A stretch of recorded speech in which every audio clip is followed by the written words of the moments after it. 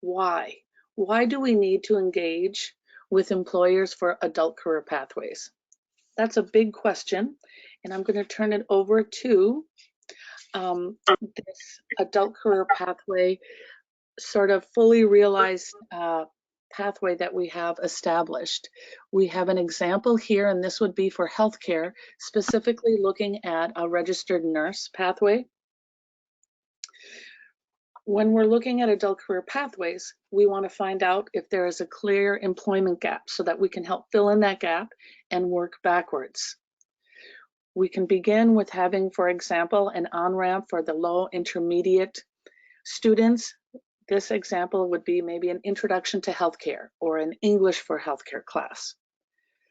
As students are ramping up their skills, they can move into a CNA prep class where they might not be attaining that certificate, but they're getting the skills for the CNA, which is a certified nursing assistant, but we're also bringing in those ACEs TIF skills and more career knowledge on that pathway in healthcare. You can see then the students could move into the CNA program at a community college, but they're getting that support from the ABE instructors.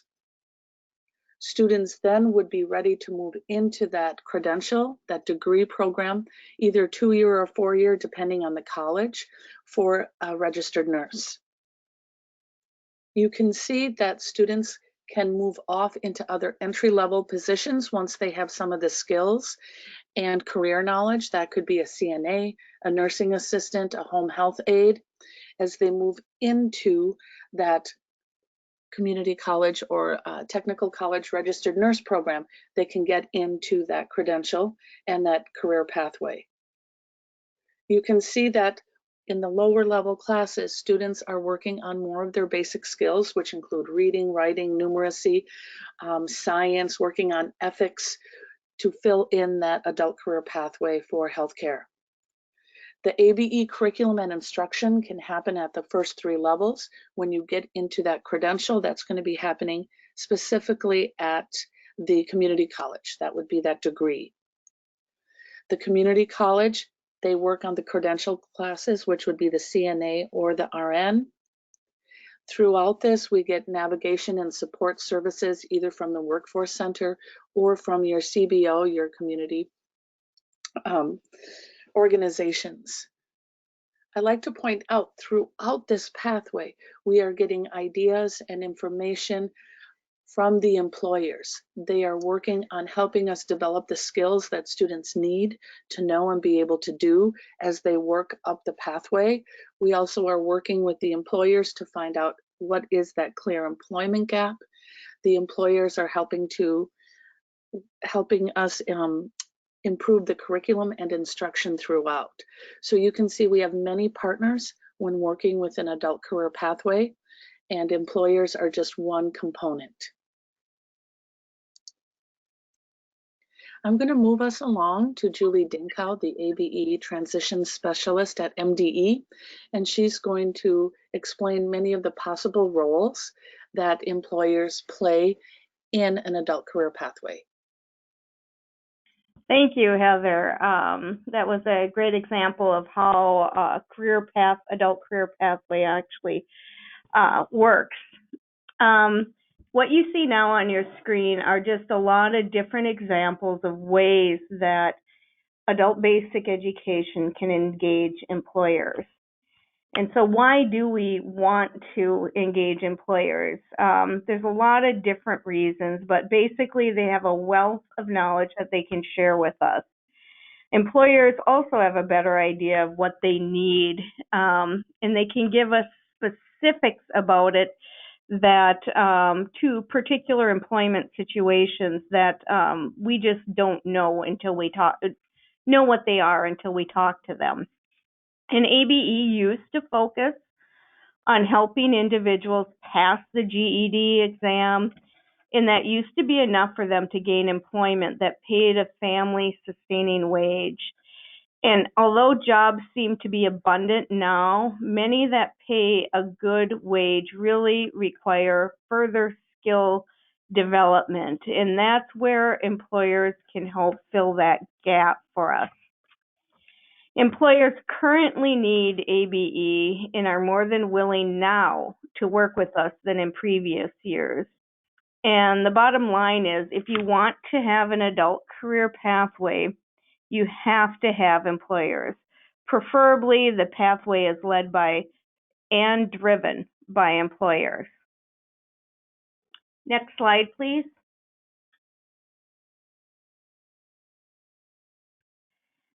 And this slide is just acknowledging that there are a variety of contexts that we work within. There's different size towns, small town, medium size, metro area. You can click next bullet, yep. And we have small, medium, large employers, different size employers. Sectors vary, trades, healthcare, education, and business. And the challenge really is to take what you've learned and fit it into your own context. So don't get stuck on what you don't have, such as a large employer in your backyard. Think about what you can do in the context you have. For instance, I live in St. Paul. And so when I think of like working with employers, my immediate framework is St. Paul and how I could make that work. But then I also think about the small town in a rural community that I grew up with, and I think, would that work down there? And many times it won't.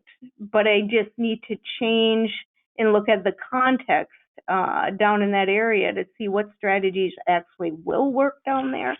And there's benefits and challenges to each environment in each context.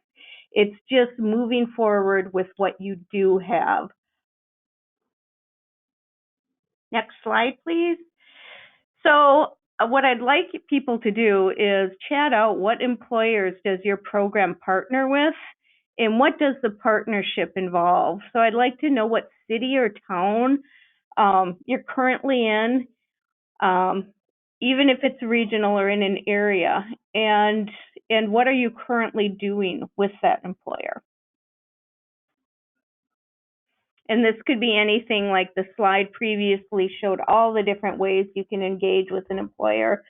But it could be as minimal as just giving a tour of the site, doing job shadowing, or having them give you feedback on some curriculum work, or as much as fully collaborating and offering an adult career pathway that leads into employment with an employer.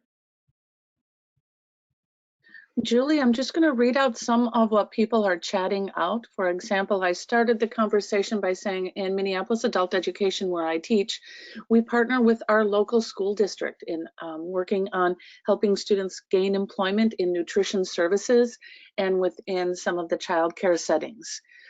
Teresa Zingery says we do internships with our school district for child nutrition and before and after school care. So similar to Minneapolis, Teresa. She also goes on to say we are also working on other partnerships with other district departments, including custodial, which is boilers license, and bus paras. And I would say that I believe other programs around the state are also looking at their school district. Liz says Teresa Z is in Metro North ABE. Yes, Allison's, who's at Metro South, says healthcare employer panels, field trips to many healthcare companies, Bloomington schools developing classes and locations. So they're quite active. Teresa Zingery at Metro North says we work with some bus companies, but I forget the names. Yeah, there's a lot of different bus companies out there that programs are working with. What about some of you who are coming, joining us from other parts of the state? You could let us know if you are currently working with any employers. All right, Teresa Zingery, we work with ATC and ARCC, who then work with employers. You might not know the actual employer's name, but you're getting students into that ramp. And Julie, sorry, what were you going to include? I was just going to say, for those that currently aren't working with employers, your school district is a fantastic place to start, because oftentimes you already know those individuals And currently, there are so many openings within school districts that they need some pathways to help individuals fill those positions. Exactly. And Teresa goes on giving us some other suggestions that she works with the area Chamber of Commerce to do more marketing with area businesses. Nicole Kreutzfeld, Twin Cities Metro Goodwill Easter Seals. Partners for our business class include banks, contact centers, medical offices. They assist us with curriculum development, tours, speakers, interview events. Exactly. That's why we need to be partnering with these employers. Eric Lind down in the South Metro area, field trips and speakers from Fairview Hospital for healthcare career overview class. Excellent in reaching out to those employers. Allison Wilcox at Metro South says career fair here with many different businesses. So we hope that these examples can help encourage you to reach out to similar examples in your neighborhood. If you would like to continue chatting out, that will be fine, but we'll be moving along. We would like to point out that how do you begin engaging employers? There's many different ways. Some of these come from the Adult Career Pathways Toolkit, some of these suggestions and considerations when you are reaching out to your employers. For example, employers engage with Adult Career Pathways for their own benefit. So they are looking at benefits for themselves. One is that we know the historical low unemployment, so we have to reach out to those employers. We are not asking them to help us with our ACP. We want to partner with them. It has to be a collaborative partner relationship. We want to shape the message that responds to their needs. We are a benefit to those employers. Employers are not a system like the educational institutions that we all work with. So each employer will have unique needs and different perspectives. Even within that same sector, they might have some of similar needs, but very different needs as well. Collaboration with other partners is very essential. As you remember back to that full career pathway slide that we had, there's so many partners, we can't do it ourselves. ABE managers, you can't do this work alone. You can be a super manager, but we do need to have collaboration with all aspects of a career pathway. Other considerations to think about is that it can be very confused or frustrated on the employer's end when multiple education or training entities contact them separately. For example, if you have a few ABE programs in the metro area all going to the same employer, they might just wonder why we are not just going to them in unison as a group. So think about that perspective and consideration. The more collaboration amongst ABE programs and our ACP partners, the more effective you will be with employer outreach. Many times projecting hiring needs beyond what they need immediately is a challenge for employers. So they might say, we're just looking for 5 employees. They can't predict by the time your career pathway course ends that they will be able to hire. But it is an on-ramp to get the employers to think about our students to hire. The employers can define the skills needed and where and how to look for new employees. This is really what we need to infuse into our ABE curriculum. And ask them, learn directly from the employers in your area. And this goes for the managers as well as the instructors. What do they need? They have the expertise in this area. I'd like to take a moment to read a few more of the relationships that some of you had been chatting out. Sarah Northrup is at LSS, Lutheran Social Services in Minneapolis, and they are hoping to partner with Augustana with a cohort of CNA participants. That's great, and that really fits in well with that career pathway that we had for healthcare and for RNs. Teresa Zingery is setting up meetings coming up with Amazon. Yes, Julie Dinkow is just surprised at all the great relationships that are happening. Liz points out that one thing we'll see when we look at resources on this topic later is that we can work to move an employer relationship from field trip speakers to greater involvement.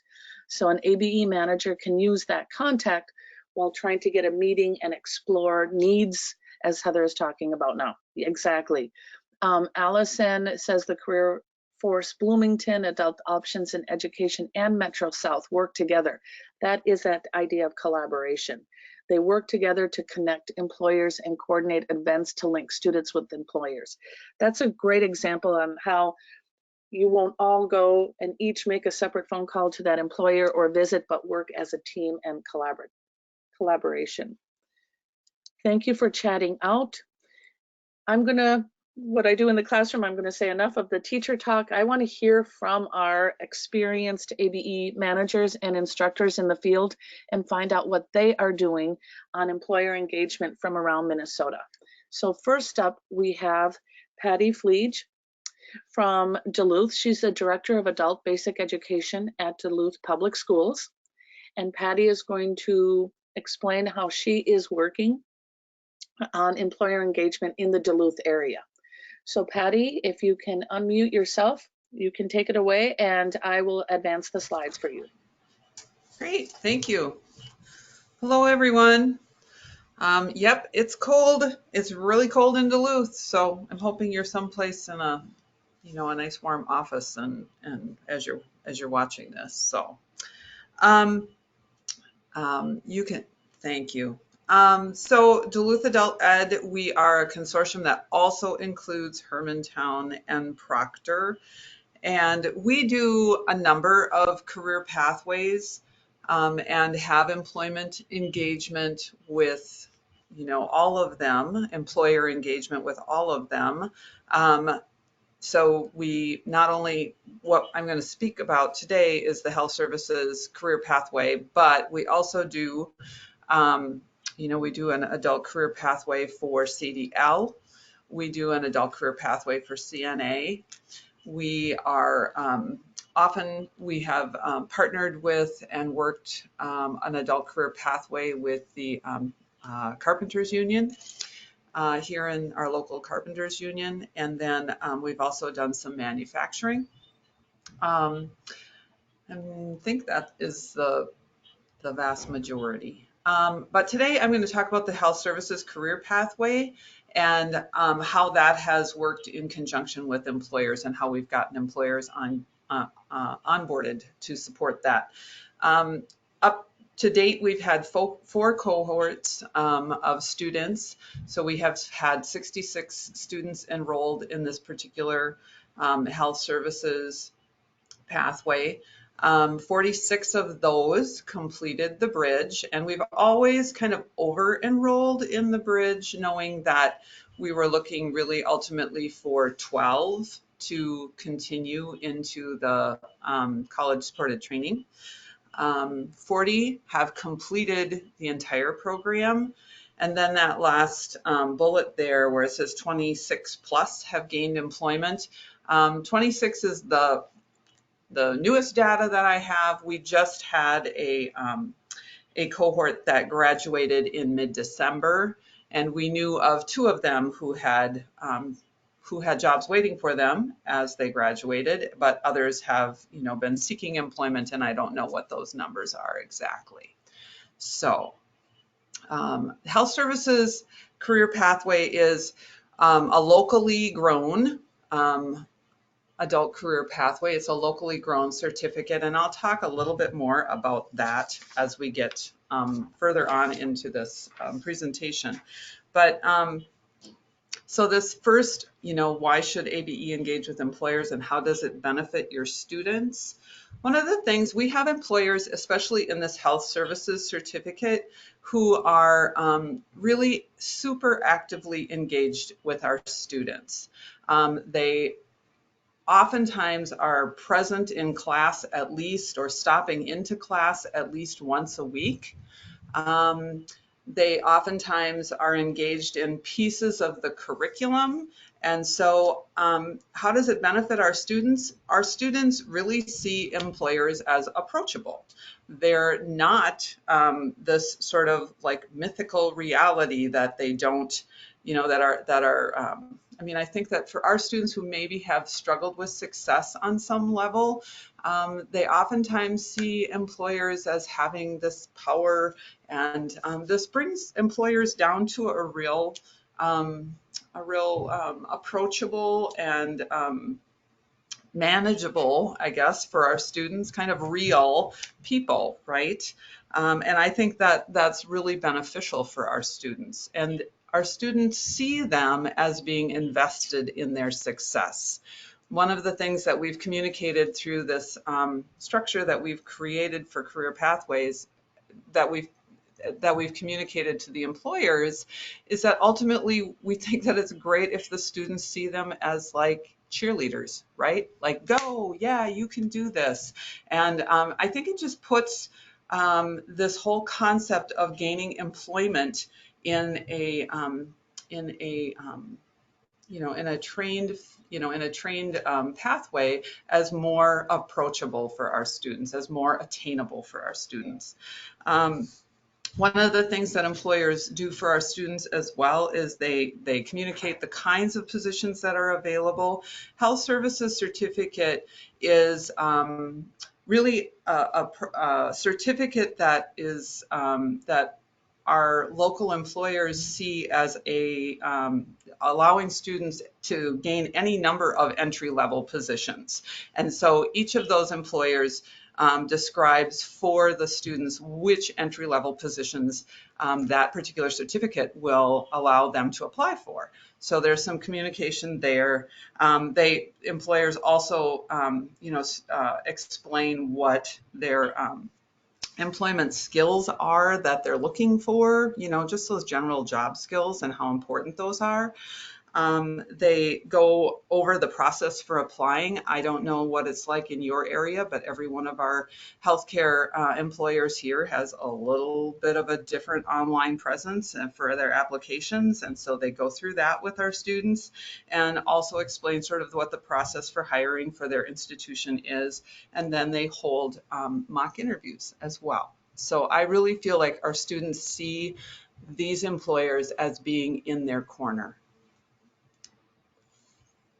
And great. And how does it benefit? How does engaging with employers benefit our ABE program?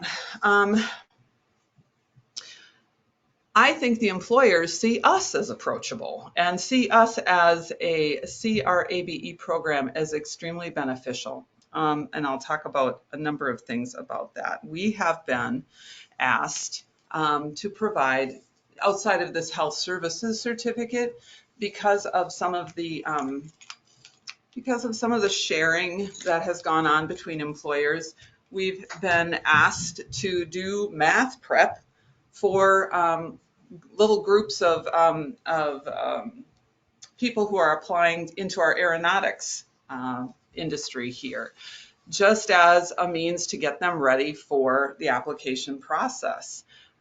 So I feel as though, we're getting a certain amount of play in the community as, yep, here's where we could go as employers to help prepare people for employment, with our company.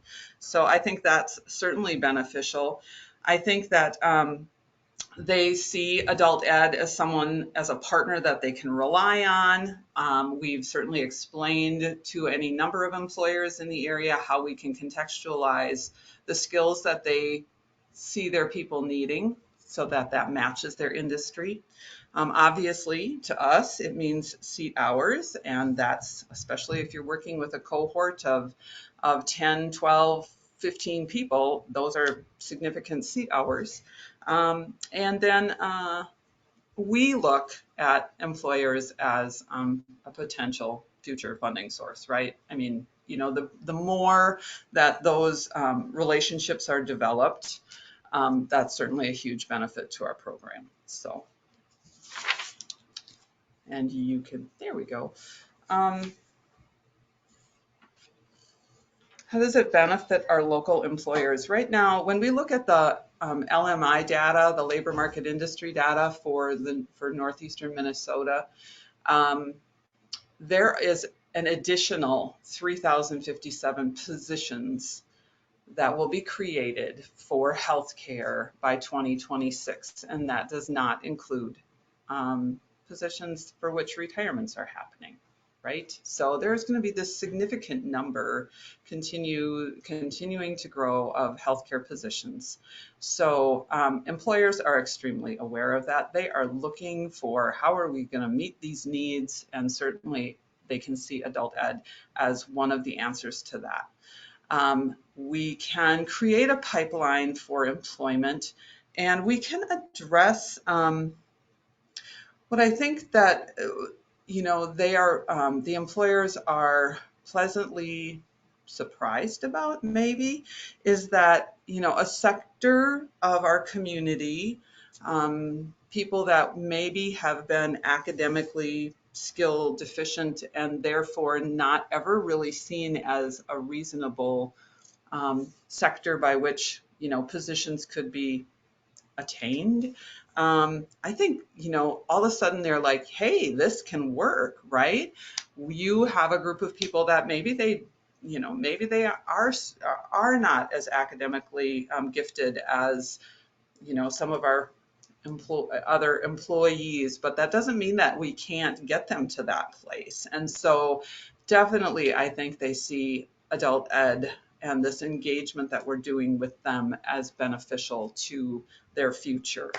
And we have, adult ed oftentimes has a real connection, based on the work that we do with that particular population, right?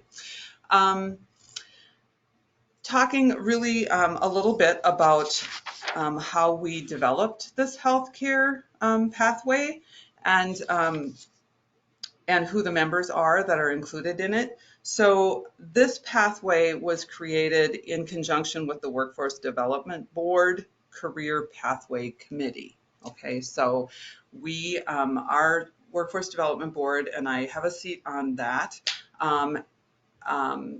has a career pathway committee. And one of the things that we have done over the years is just invite industry leaders in to talk about what their needs are. And healthcare jumped on that in a huge way. And so we have a subcommittee that is a healthcare subcommittee to, the career pathway committee. And those committee members include those that are listed there, as well as adult ed. And actually, since this slide was created, there are other entities that are a part of the subcommittee that added after having completed this healthcare services certificate was constructed. I was at a subcommittee meeting last week. There were 16 people there. 10 of them were reps from local healthcare. And we continue to work on issues within the industry here, such as creating a common app for CNA, so that each different employer would have sort of a common app for CNA, and also creating like a centralized float pool scheduling system. So they're very much working in conjunction with each other. The group that you see there was really creating this pathway for health services. And you can go ahead and move, thank you. So the way that subcommittee worked, that group of employers and other community-based organizations, the way that we worked together was to the employers, St. Luke's and St. Mary's, really defined what are the minimum skills that are needed for a number of entry-level positions. And then they, in conjunction with Lake Superior College, did some cherry picking of Lake Superior College courses to determine and create this 150-hour health services certificate, entry level into health, careers, that is recognized by St. Mary's, St. Luke's, and now Ecumen and Afton Row and any number of other employers in the area. They established in the midst of that 150 hours initially a 1 college credit that was granted by Lake Superior College. That's now been expanded to 3 college credits. But all of that work took place in the midst of this subcommittee to the Career Pathway Committee of the Workforce Development Board. It has, so what challenges have we encountered? Well, gosh, you get that many industry people and this many, employment services people and ABE and Lake Superior College all in one room. And guess what? You have a lot of challenges. You have some egos that you have to get past and some control that you have to get past. And so some of the things that are listed there have been challenges for us. And what I would say too is really communicating with the employers why they are needed in that cheerleader position and why it is that their presence is needed within the classroom. They come to our bridge graduation. We do a little graduation cupcake thing when students get done with the bridge. They're there, so communicating to them, why that presence is super necessary for our students, and that took a little bit of convincing at one point in time. So you can move on from there, Heather. So key advice. If the Workforce Development Board, at least on my experience there, has been really powerful. If you are a member that sits on that board, I would strongly suggest you become a participant of a career pathway committee if your board has one. If your board doesn't have one, I suggest you create one, because it gives you really an access to employers and to their needs that has kind of a bigger scope across the community than maybe just your own independent adult ed program. I don't know. So on some level, to me, I feel like it speaks louder, right? I think it's super important to understand your labor market industry data and see which industries, it makes sense. And again, sort of inviting them to that committee to say, how can we help you? What do you need? That's a super important. Yeah, I feel like that has been super valuable. So those are some takeaways, I think. Certainly you as a program can call employers independently, and I would suggest that you do, but being able to do that within the context of this committee for the local Workforce Development Board, I think has a certain amount of oomph to it, certain legitimacy, maybe more so than just the adult ed program could manage independently. So that's what I think. And you can move to the next one. Oh. So I don't know if there's any questions out there. I'm certainly. Well, I want to thank you, Patty, for sharing. I know you have to get to a meeting in a few minutes, but at this time, we can take a moment or two. If any of you have a question that you would like to chat out to Patty, I think she has time to answer. I'd also like you to chat out one takeaway that you have from what Patty has presented. My big takeaway was communication and collaboration both are key. All right, and while Patty was speaking, we had a few people chat out. Liz wanted to remind people that CDL is the commercial driver's license.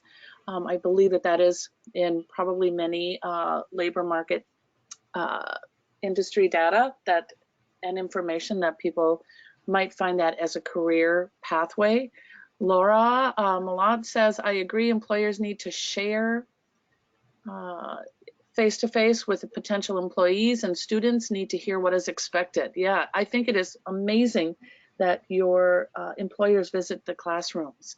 Communication, communication, communication. There's no assumptions.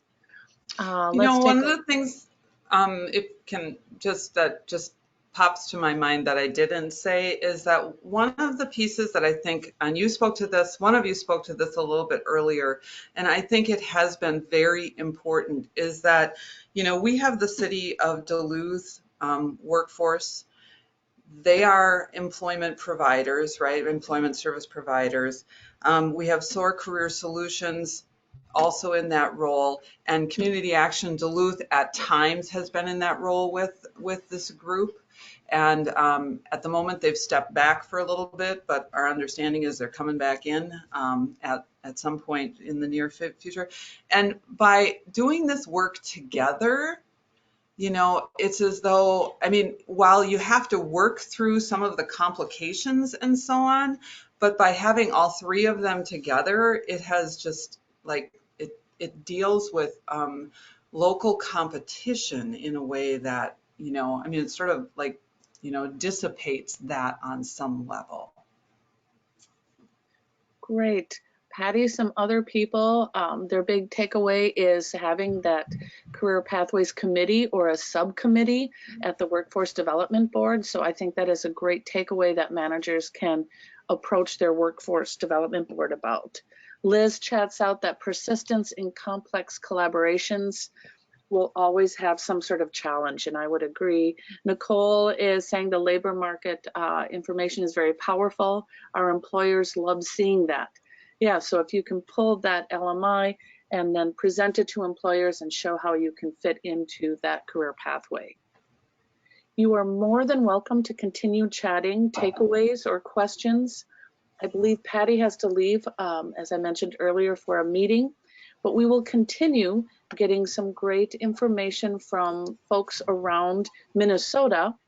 We now have Lin Thompson, who is the Hospitality Program Manager and Instruction at International Institute of Minnesota.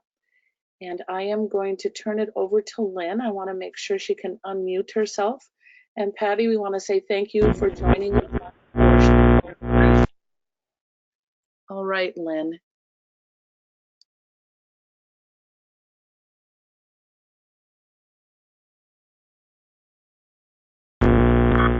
All right, I think I'm unmuted now. Lynn, we've got some feedback happening on your end. Okay. Have you tried turning off your computer audio?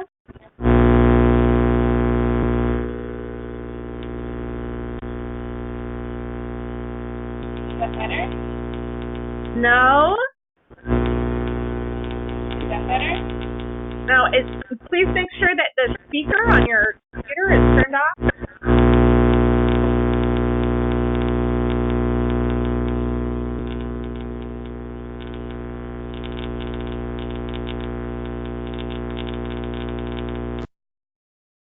Lynn, I have muted you.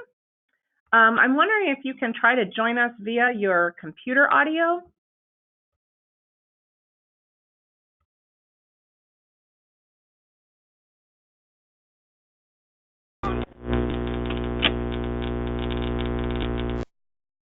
Heather, I'm wondering if we might move to Liz's section and we can work with Lynn to have her call in on another line.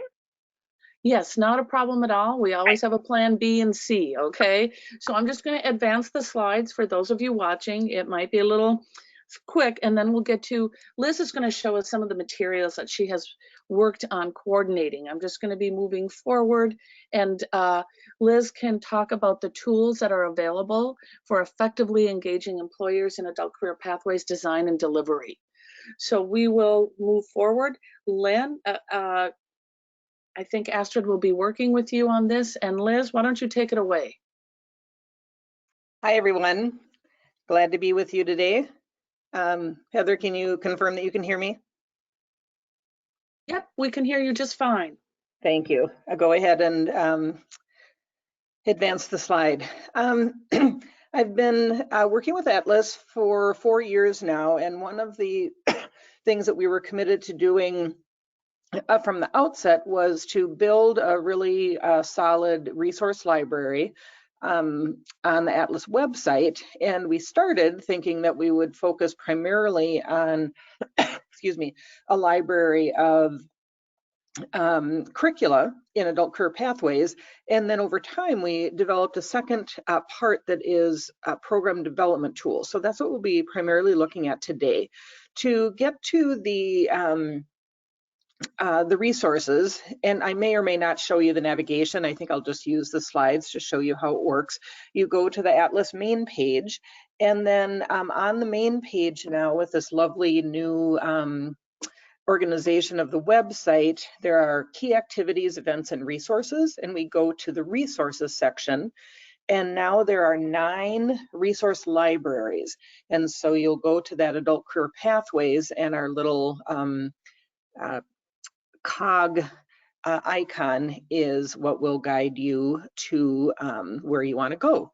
So if you advance to the next slide, once you get to that Adult Career Pathways Resource Library, as I said, we started with a course curriculum library, and then over time, as we developed and delivered 2 years of program development cohort training, we put all of the tools that were being provided to the cohort out for all of you to be able to access. And within that section on ACP or Adult Career Pathway Development Tools, you can see all the categories here. So really easy navigation. And there is a section specifically on employer engagement.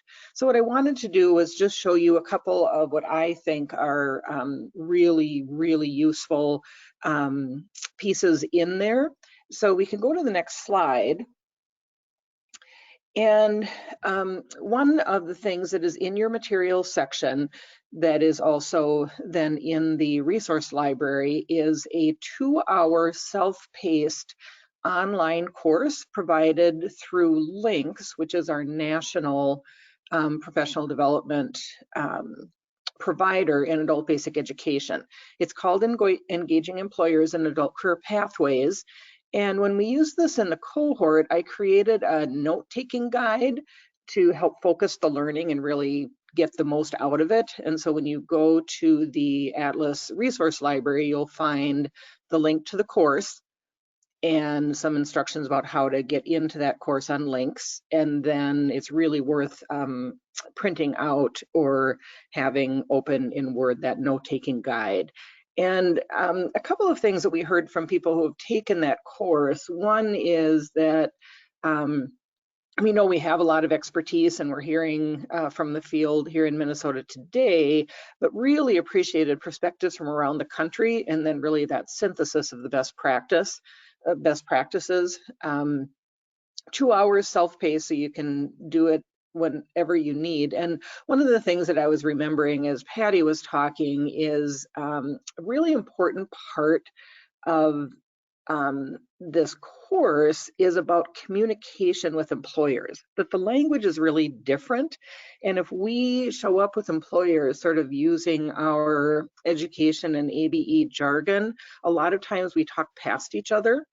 And so that, I would say, maybe you use this online course as what industry calls just in time.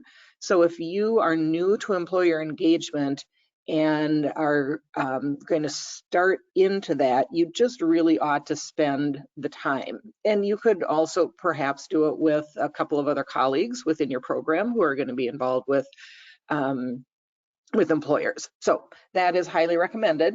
And if we advance to the next slide, another thing that is quite similar actually is an issue brief that also is in the materials section for today's webinar and available in the Atlas Resource Library. And a lot of the same basic guidelines really in that brief, practical strategies as well as stories from 3 states. Just sort of, I sometimes learn well from stories besides sort of bulleted guidelines. And so if you prefer reading to an online course, that's another option. So that's a second in sort of our boutique set of resources. And if you advance, the other thing that we have included, and we've also tried to really point people to specific tools in this toolkit, is this National Career Pathways Toolkit, a guide for system development. And so this toolkit can be used at the state level, but also lots of tools for the local and regional level. And you can see that one of the 6 key elements of career pathways is the engaging of employers. And this also is in the webinar material section for today. And I'm just going to bring us a little bit into the section, the what's called element 2 section, to show you a couple of things that were really helpful. If you remember back to Julie's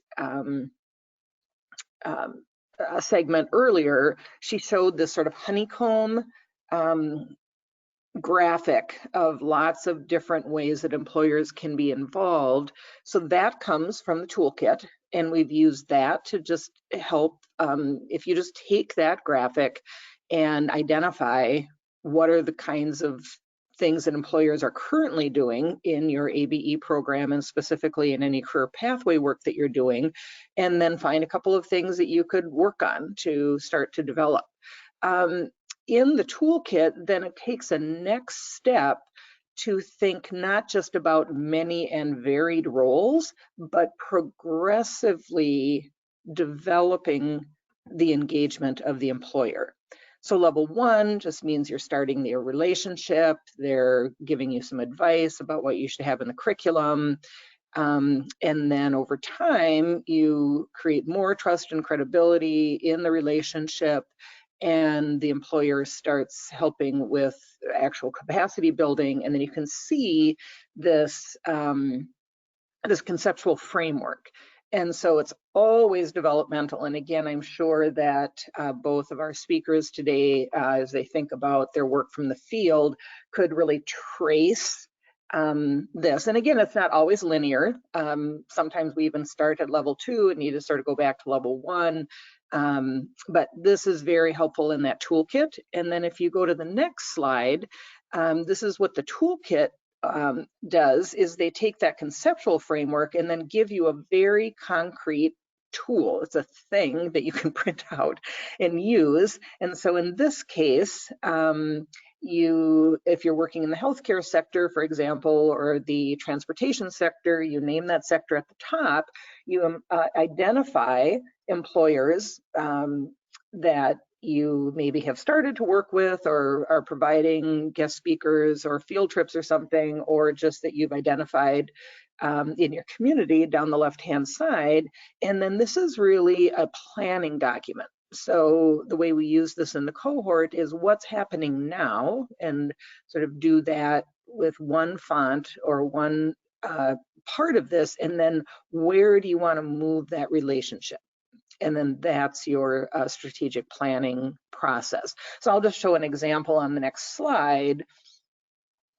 So in healthcare, you might say, well, I've got an employer in the Northridge Care Center. One of our instructors has a friend who's in HR there and made that contact. So we actually currently are at level 2 with, because the Care Center is hosting bridge class, field trip, and they're providing guest speakers. And then I think this is maybe really a step that many of you could take in your program. If you have instructors that have any employer involvement in just their class, the manager really can sort of go back to level 1 to develop an advising relationship.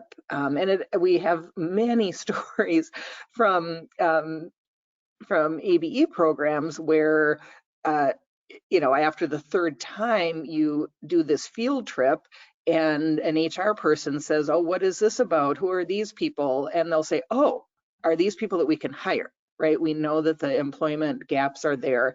So the next step is maybe to get some advice on your curriculum and start to explore what eventually might be the depth of relationship that Patty was talking about. But anything along the spectrum is important, and you won't get to where Patty is describing quickly. You can't start at that phase. So those are just a couple of the examples. If you want to advance the slide, some of you have been in the program development cohort for ABE managers, and I'm curious if any of you would be willing to chat any resources that you found helpful, and then from any of you newer to this career pathway work or seasoned, any resources that you need, that you want us to find. My primary role this year is just this small slice of curating the online resource library and really want to be responsive to the field. So we're going to take a couple of minutes just to have folks chat out, show us that you're alive on the other end. So if a few people could just talk about, again, resources that you've used, resources that you'd like, or any questions or comments on this short segment as we're trying to get back to Lynn. Liz, thanks for sharing all of the resources that you have so carefully put together in the resource library. Again, I chatted out that the links to the resource library and that online course that you mentioned are in the materials section. But I know that there are some people who have participated in the Adult Career Pathway Program Development Cohort, and I'd like to hear from them, maybe some resources that they have used. I really like the tool that you created and that you pointed out in establishing the steps, because it is going to be carefully planned steps. It doesn't happen overnight. Jill Rivard says, I'm going to take the ACP Engaging Employers course. So yeah, it is a 2-hour course. I think you'll find it highly engaging itself and useful. But when we both ran those ACP cohorts, the participants really said, oh, I have to use that language that the employers use. Allison Wilcox says, love the Atlas ACP library, found good curriculum for our CP classes, career pathway classes, CDL or commercial driver's license, and intro to healthcare. Also, the ACP checklist is good. That's a great place to begin with, Allison, so thanks for pointing that out, is using that checklist to see where you are in creating this adult career pathways. So please chat out any other resources that you have used in the library, and I can read them off. We are still trying to establish connection with Lynn. Thank you for waiting for our technical difficulties. Okay, we're on the Heather? phone. Yeah. We think we found a solution for Lynn's audio. Lynn is just going to be joining us via the phone, and hopefully she's still listening to us now. So when we're ready to move to that section, we will try Lynn's audio. I would say we can go ahead and move on to that. Okay. Thank you, everyone. You can hear us? I wish you well in the work. Yep. Okay, thank you, Liz. I'm going to move back, you guys, so it'll go the speed of light moving backwards on the PowerPoint, but we'll get to the great information that Lynn put together to share with us. Again, we have Lin Thompson, the Hospitality Program Manager and Instructor from International Institute of Minnesota, who just celebrated 100 years. And so thank you, Liz, for helping us work through this technical difficulty, and I'm glad that Lynn is here to join us. So Lynn, I'll just move along in the slides, and we have our first slide for you, just describing your program. Lynn, are you with us?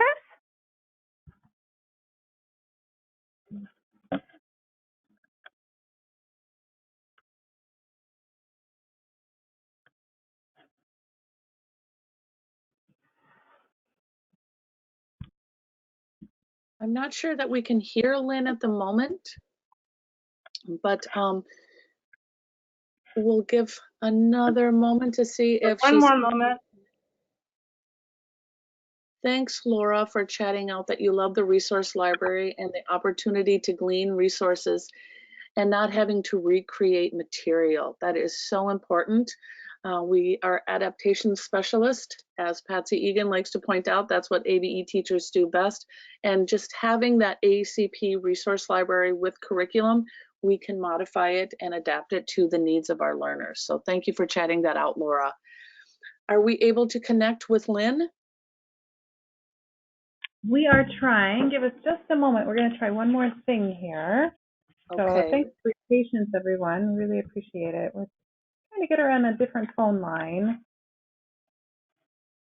All of this works so smoothly until it doesn't. So thanks for your patience, everyone. But I do want to add that I recently was at the International Institute, and they had a 100th anniversary celebration, and I got to see some of these career pathways in action, and it was just so heartening and so exciting to see.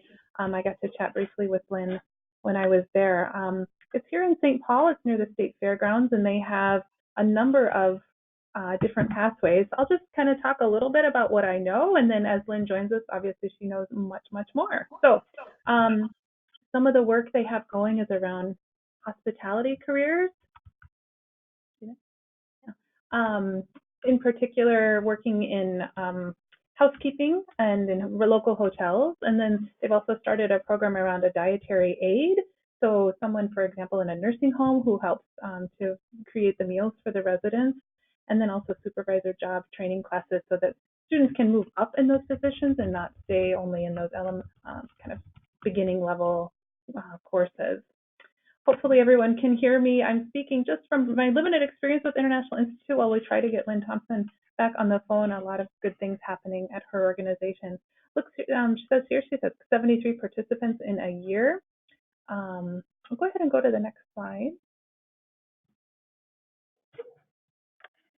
I'll just talk through some of these. How does this benefit her students? She writes that this really helps students to overcome barriers to employment. I should mention that the International Institute serves almost entirely non-native speakers of English.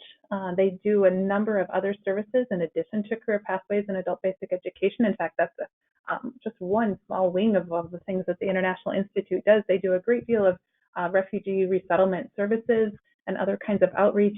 They're also the ones who put on the Festival of Nations every spring, if you've been to that event at River Center. And so really internationalism and working with our neighbors who are from other countries is pivotal to the work that they do.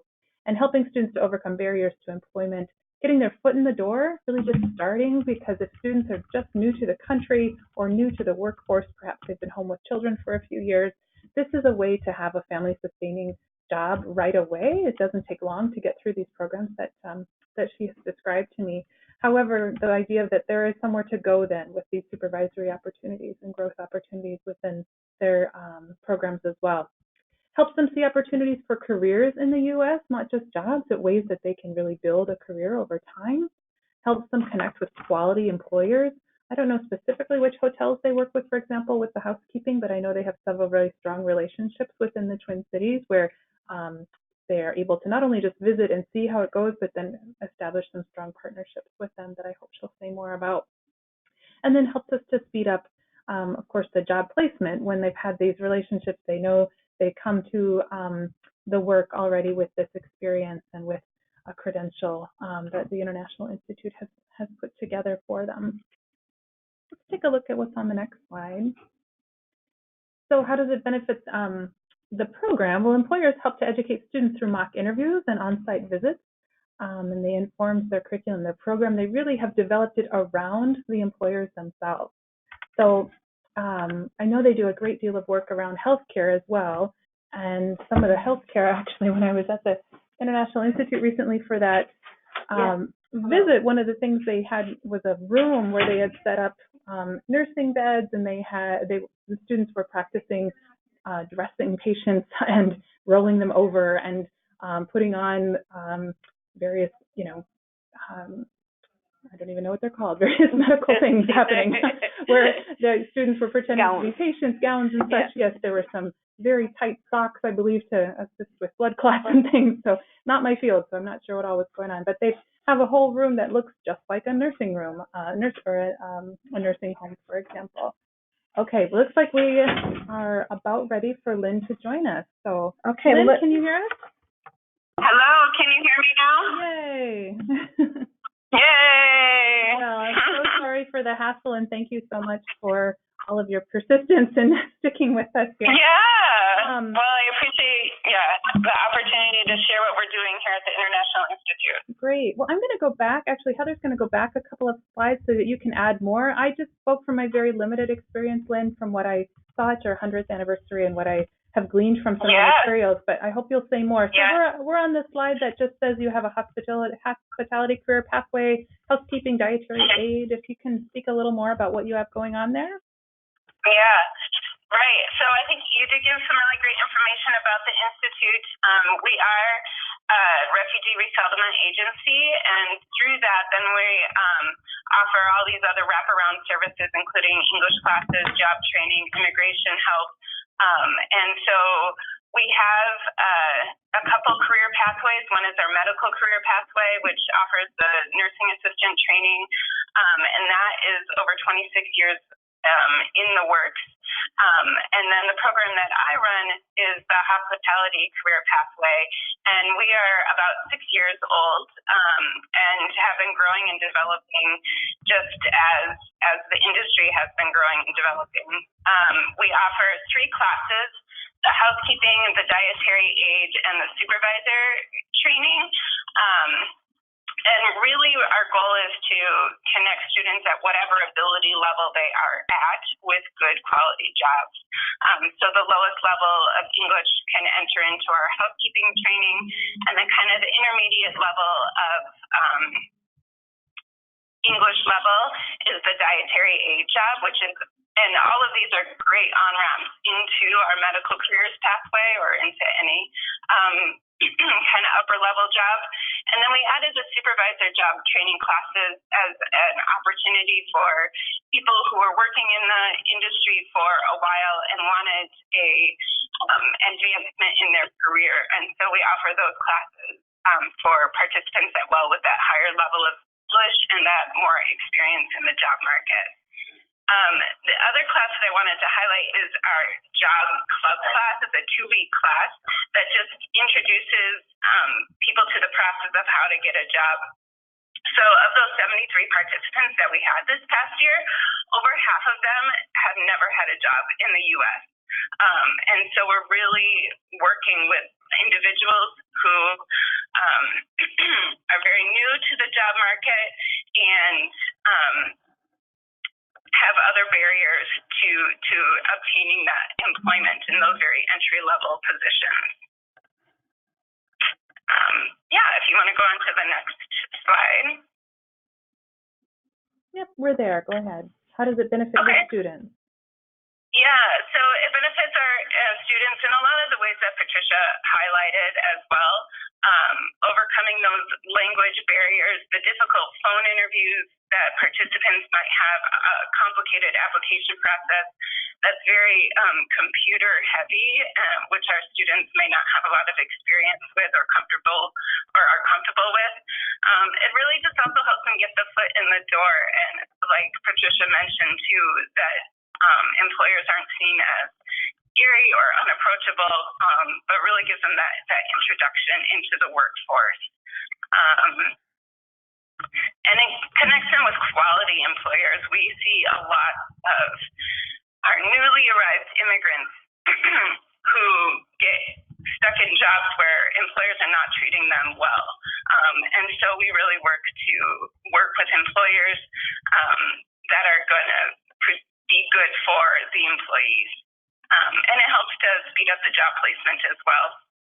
And that really mitigates the discouragement that new job seekers can have when they just keep meeting barriers and the process gets really long and involved. Then they just want to give up. So if we can step in and be that go-between and help speed up that process, then that really encourages the participants as well.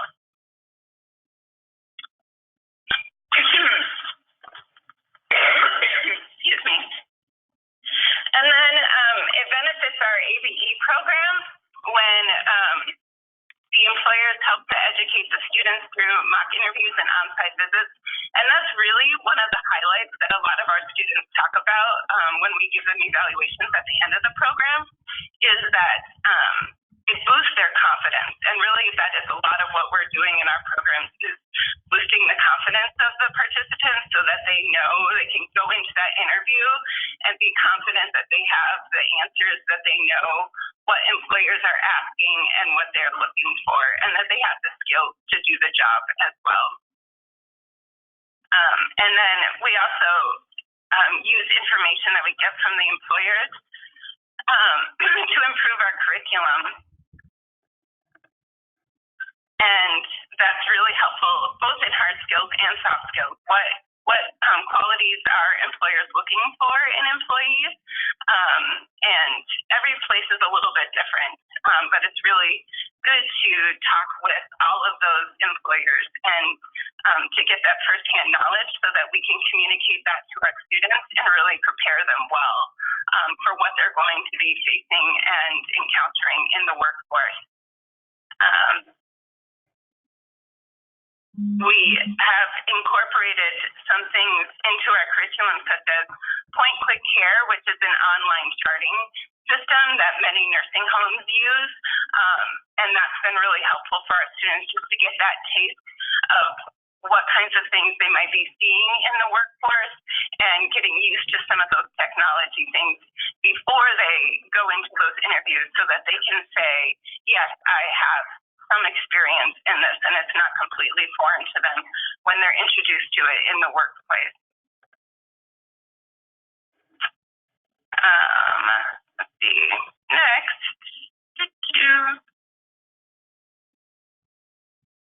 How does it benefit the employer? Which slide are we on now? It says, how does it benefit your local employers? How does it benefit the employers? Mm-hmm. Yeah. Great. Okay. They need employees. So our employers need employees. Mm-hmm. And so they're calling us a lot of the time to say, can you send us students? Do you have graduates that are looking for jobs? One employer reported to us that 75% of the people that they offer interviews to don't show up for those interviews. And that the help that we can give them is to make sure that our students get the support that they need and that they get to those interviews and are prepared for those interviews. So that is an extremely big help to the employers. It also improves retention. That same employer told us that most housekeepers only stay for about 3 months. But if we can make sure that students are prepared, they know the job that they're getting into, that they have their other life kinds of things figured out when they get employed, then they are able to stay in those jobs for longer, which helps the employers out tremendously. Employers know that they can call us if they're having trouble explaining something to a student during training. We've gone to training sessions with students to just help with all those different onboarding things. And that's just really helpful to be that connection and to eliminate any miscommunication that may happen within the hiring process.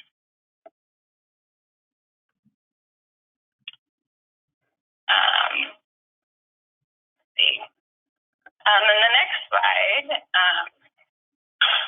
how did we begin our collaboration? So we started out mostly just getting together with a lot of the industry, the hotels in the area, finding out what they needed, what their employment needs were. And then, so that's like really how it started.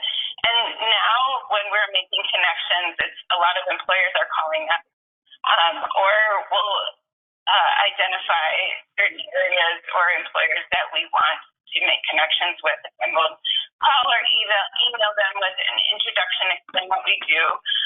We like to do a lot of site visits so that we can see the employer. Again, we're making sure that we're sending our students to quality employers, and then we also invite employers to come and visit us so that they can see the kind of training that we do here. We have them participate in classes through mock interviews, through just hosting us as we do site visits with our classes. We take field trips, which is really great for the students to see the different opportunities. Some businesses will give us donations of different items that they might have, really help with the realia that we have in class to be able to teach the skills to the students. And then I think another big part of the collaboration with the employers is to develop that criteria for our employers. Who do we want to partner with? So developing a kind of set of questions that you would have if you're going to call an employer to say, are they on a bus line? Do they offer health care? What is their base pay? Other criteria could be how easy or hard is their application process? How willing are they able to work with English language learners? A lot of times you'll get employers that say, oh, yes, we're willing to work with them. But then when it really comes down to the time that is needed and the extra help that some English language learners might need, then they're really not as flexible as they think they might be. So kind of vetting that out before we send students there is good. And then we want to know, like, what opportunities do they have for career growth at their company, because we really want it to be a place where students can develop their skills and abilities and are going to be supported in that process. And having many different kinds of employers really assures that we have something for everybody. So in our dietary aid class, we can help students find jobs in nursing homes, hospitals, but also in local schools as cafeteria workers, or at restaurants, anywhere where there's food service. So we're really trying to give a wide variety to our students as well, and having a wide variety of employers helps that. The challenges that we've faced and how we tried to address those, definitely we've seen discrimination, including discrimination against not being able to speak English as well as they would like. Some places requiring a GED for positions where GED is not necessary. Asking about citizenship on applications, age and instances of harassment. And so we've responded to those, supported the students, and helped them to kind of navigate that as they've encountered those situations. Other difficulties that we've encountered are having a slow hiring process that leaves our students not knowing where they're at in the process. And that's really, like I said, frustrating and just kind of undercuts the confidence of our students. And so being able to step in and help them to figure out where are you in that process, and helping to speed that up a little bit by connecting with the employer and finding out what the holdup is. Some employers have wanted us to help students through all of their onboarding and training. And so we also need to really set some clear expectations with the employers and to kind of navigate what is their responsibility and what is our responsibility, by still making sure that the students get the support that they need. And then some employers are they don't respond, but then we're just move on to the next one. There's lots of employers out there. Some are not. They are not all equal. So it's just good to move on if you're not getting the support and the help that you need from a particular employer. So the next slide is what is some key advice that we would have for other ABE programs. I would say to not be afraid to ask questions and to challenge their hiring process. A lot of HR people may think they have to do all these things and follow all these steps, and some of that comes down from their corporate rules and regulations, but just letting them know that they can, make some adjustments and small adjustments that would make it a lot easier for potential employees to access the employment process. And don't assume that all employers know what they are doing, especially with English language learners in the hiring process, that we can really bypass some of those laborious hiring processes.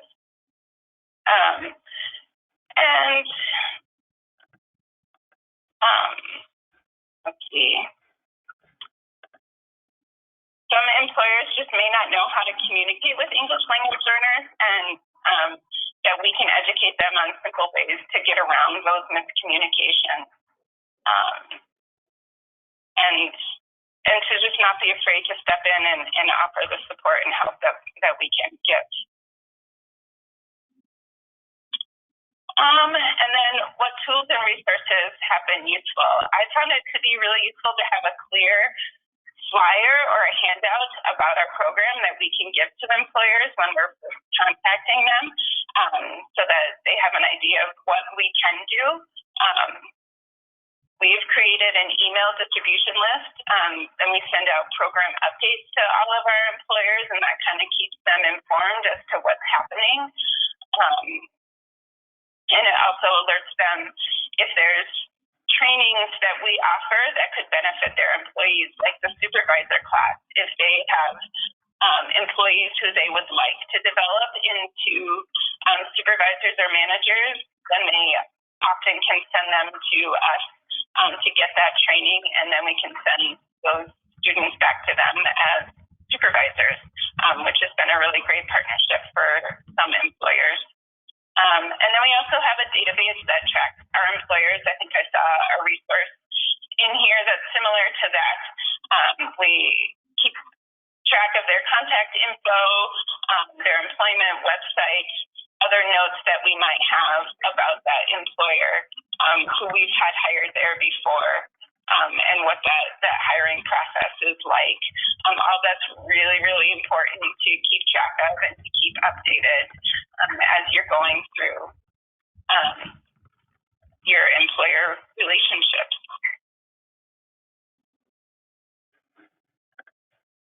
All right, I think that's pretty much what I have.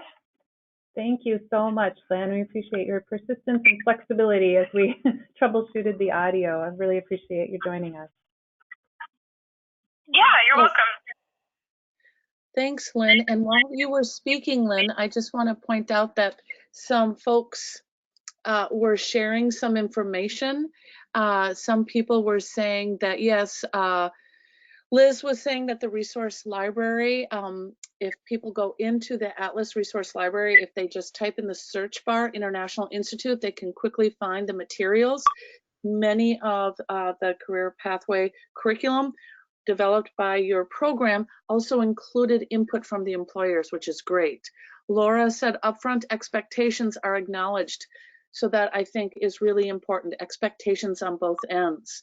Allison Wilcox says that they ran into some of the same challenges with employers around working with English language learners, and she created a resource sheet that we hope Allison will be sharing in our Schoology group. That would be great.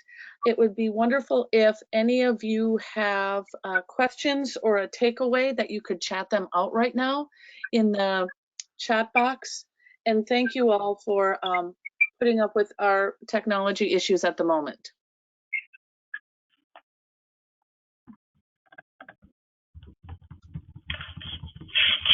Any questions for Lynn before we end our audio connection with her?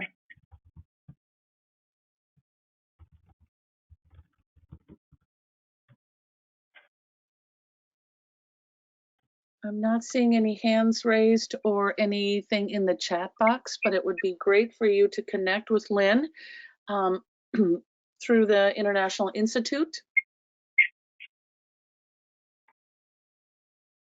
Great. Thanks again, Lynn, for your time. Yep. Thank you, Lynn.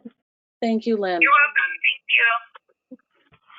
For those of you watching, I'm going to move forward since we've already gone through the resources that Liz so carefully has curated and then was able to demonstrate and show to us. So a lot of these tools can be found in the materials section through the Atlas link. I'd like to point out that there is a sheet so you guys can join the ACP Schoology networking group. Many of you are already on the group. I would really highly recommend that you stay active in the group. It's only as active as you are. So please post questions, post resources, post connections you have made in the resource group so that we can be sharing it with others around the state of Minnesota. Again, this is how you can join that Schoology resource group. The PDF of how to join the group can be found in the materials section. If you have any questions on the resources, please feel free to chat them out. You could raise your hand, or you can always put up questions in that Schoology resource group. I'm going to turn this over to Patsy, who has been joining us along the way, and she's going to talk about some of the future Adult Career Pathway events. Great, thanks, Heather. Well, this is the third in our series of webinars this year for folks working in adult career pathway work around the state. We have two more. The next one is coming up on February 20th, and if the print is too small for me to see, here it is. Thank you. Yes, you can, building strong enrollments, retention, and marketing for adult career pathways. So we know that's a much discussed and much troubling kind of issue around the state, is how do you get enough people to run a program in your area. And then the last in our series will be on May 14th. Just think, May sounds really good right now. That's going to be a great day. Yes, you can, navigation in adult career pathways, focusing on helping folks to navigate all the many options and requirements and all the things that go into getting into a career pathway, sustaining through it and completing, and then of course finding employment. So those are the two. We also want to mention our Adult Career Pathways event is coming up on May 1st. I hope you have that day saved in your calendars. That'll be here at MDE in Roseville. We look forward to having you here. More information will be available for that in the next month or so. We have another meeting with our excellent advisory team coming up in February, where we'll hammer out some details and be sure and get information around the details of that, what you can expect, what you can learn, who will be speaking, all the different things happening on that day will be available in the next few weeks. And so we'll be sure in the meantime to save that date in your calendars. I do want to mention another webinar coming up on March 3rd, the Adult Career Pathways in the One Room Schoolhouse webinar will be taking place. Again, if you're in the One Room Schoolhouse Schoology group, you probably have already heard about that one. Elizabeth Bennett is our excellent facilitator for that, but we'll also post information in the Adult Career Pathways Schoology group as well. One more thing I want to mention, though, is that next Friday, and Thursday and Friday actually, is our Language and Literacy Institute. The due date for registering is tomorrow. So if you in any way work with language, reading, or writing, or you or your staff or your colleagues do, we do have a couple of people who are presenting at that institute on the webinar. Heather will be presenting some work around project-based learning. I know Liz is presenting with Cindy Secord around adult career pathway course design. There's a lot of wonderful things happening, some career pathway related, other things, all sorts of different topics are happening next Thursday and Friday. There is also the opportunity to work through the College and Career Readiness Standards ELA Foundations. If someone has not yet completed that in your program and needs to, they can do that in person on Thursday. And then we have also, if you are someone who focuses more on math instruction, we have a couple of math sessions at that institute related to language and literacy, including an all-day session on Friday with embedding math into ESL classes. I just wanted to mention that as well. Again, registration is due end of day tomorrow. So if you haven't yet, do that. We look forward to having you. Any other comments from Julie or Astrid while I'm here? We have a question from Laura Malat in the chat box, and perhaps we can open this up to the group. Laura's looking for recommendations for teaching soft skills that many students need for employment, and that applies to all jobs. She's saying that jobs are there, but employees don't call in or want too flexible schedules, and so many employees are having to work doubles and miss class and dealing with family obligations, etc. So we'll put that out to the group. Sure. I'll also mention, of course, we have the ACEs library. So ACEs is the Academic Career and Employability Skills framework that we have, the TIF, the Transitions Integration Framework, I'm sure you're all familiar with, but there are always more resources being added to our resource library on the website. If you haven't checked out the ACEs library recently, you might start there and see if there's something of use. Also, we just had an ACEs webinar around creating transparent assignments that has now been archived on the YouTube channel, and then we'll have another one coming up later this spring. So just another thing to kind of keep in mind. There's also Schoology groups specifically around soft skills where that question could also be posed. Other ideas from the group around embedding those critical but hard to define sometimes soft skills that we know our students need. Looks like Allison has a comment. Metro South is starting to give small workshops on soft skills such as effective communication. That would be great. I'd love for you to say more in the Schoology group about that, Allison, maybe on this Adult Career Pathways one. And C has also mentioned that she works with the local career force office, and they teach it during their ABE days. I might recommend, Laura, that you post that question on the Schoology user group. We might get more feedback and there might be more time, because I look at the time right now and it's 11:32. Our webinar is wrapping up. I want to thank you all for joining us and for your contributions. A special shout out to Patty and to Lynn for joining us and sharing their expertise and wisdom around adult career pathways and engagement with employers. Special shout out to Heather for wrangling all of us and getting all of this together and coordinating. Thank you, Heather. Trying to do that, but I hope to see you all virtually on February 20th.